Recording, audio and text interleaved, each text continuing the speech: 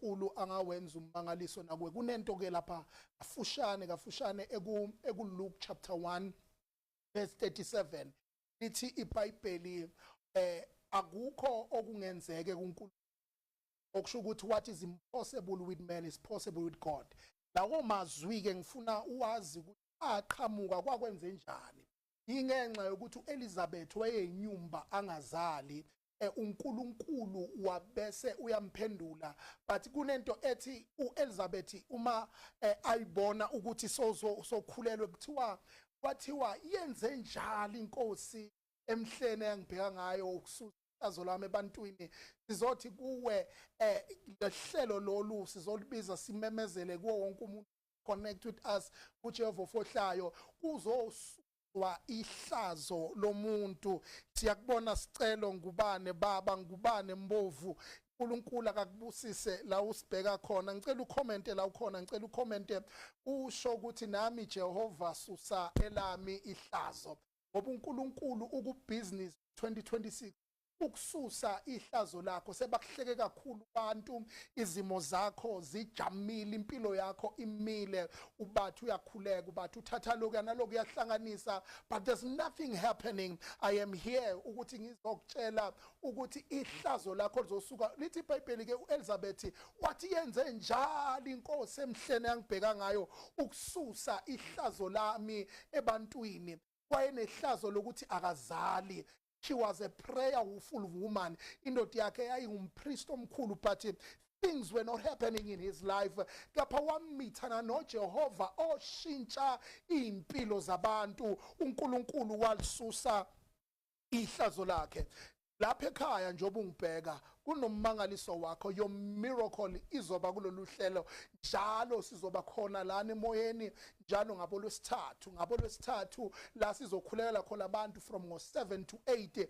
Your life will never be the same again. uNkulunkulu lona owenza abantu abadangele bahleke, ngizothi kuwe uzohleka. Oh yes, Bongi, God bless you, God bless you Bongi. Ihlazo lakho lizosuka. Ngifuna nje abantu babhale bathi Jehova susa ihlazo lami. Nilawo mazwi engifuna nje siwaconfess namuhla kungolwesihlanu, sithi Jehova susa ihlazo lami. Sebangihleke kakhulu abantu, izinto ngibathe ngiyabamba ziyaphunyuka, kepha kulungi, kepha ngizothi Jehova suselami ihlazo nami bafowethu ngike ngihleke. Ngizothi kuwe usazohleka, wena uzohleka emva ko10 years ungawuthola umsebenzi, emva ke20 years bantwana ungabatholi, emva kweminyaka izinto zingalungi.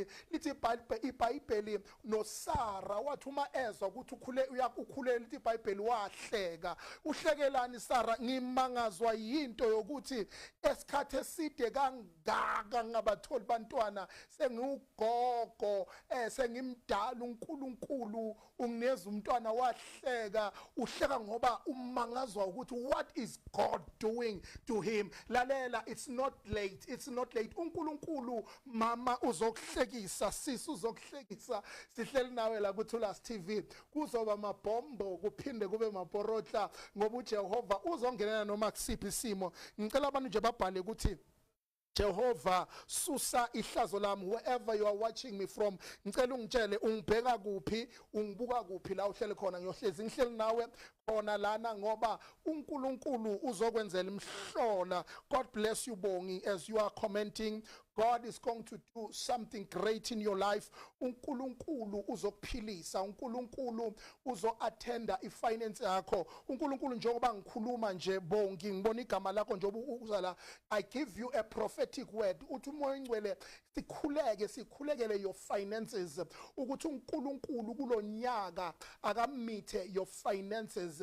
Ngibona i-stagnation esike senzeke in your finances, imali zingenzeki ngalendlela osuku planning ngayo. But I declare and I prophesy as I see your name here ukuthi your finances this year azizohlabahlosa. Kunento uNkulunkulu azoyenza concerning your finances. uNkulunkulu uzongenelela hlobo sami sesubonge egameni lika Jesu ukuphi useKrugersdorp. Yes sesibonge. God bless you in Krugersdorp. As I say to the Lord speaks njengoba ungena ukuthi angideclare ifinance yakho uthi uNkulunkulu ifinance yakho inama challenges, kepha this year the Lord will make a way where there seems not be no way. Egameni kaJesu ke lalela hlobo sami, siyanibingelela nje,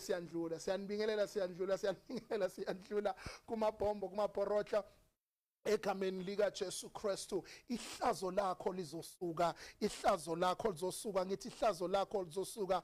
There are many people watching us, ngicela ba respond nje bathi Jehova selami ihlazo, sihlala njalo nathi ngabo losithathu ntambama kusukela ngo 7 until 8 sizobe sikubhizinisi yokuthi Jehova uselami ihlazo, nami Jehova ngihlekise, wena usazohleka uJehova ufohlile. I love you. God bless you.